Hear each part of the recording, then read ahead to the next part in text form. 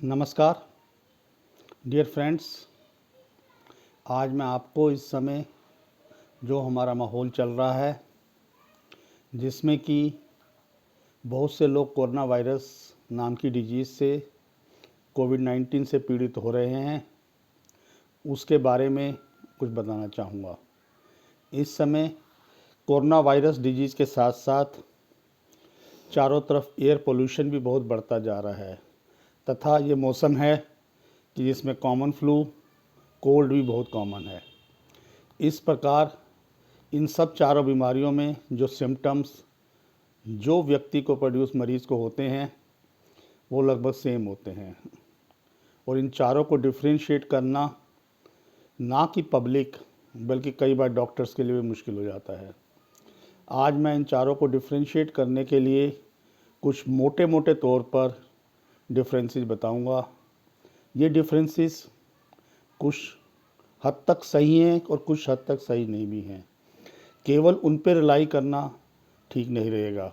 अगर कोई मरीज़ या व्यक्ति खाली सूखी खांसी और नाक बहने से पीड़ित है तो एयर पोल्यूशन भी हो सकता है और उसके साथ अगर उसको म्यूकस भी निकल रहा है तो भी वो कॉमन फ्लू हो सकता है, कॉमन कोल्ड हो सकता है।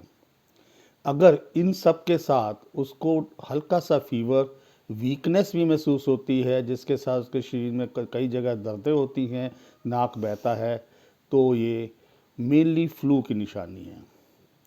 अब क्योंकि कोरोना वायरस बहुत ज़्यादा चल रहा है, कोविड-19 डिजीज़ चल रहा है, ऐसे में कोविड-19 को इन सब से डिफरेंशिएट करना बहुत मुश्किल हो जाता है और कई बार मैं कहूँ नामुमकिन भी हो जाता है।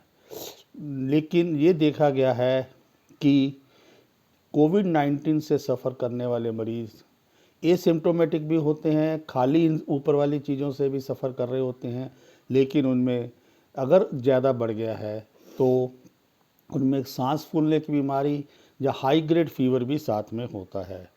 इन सब चीज़ों को देखते हुए और इनका ऑक्सीजन लेवल भी अराउंड 92-3 से कम हो जाता है।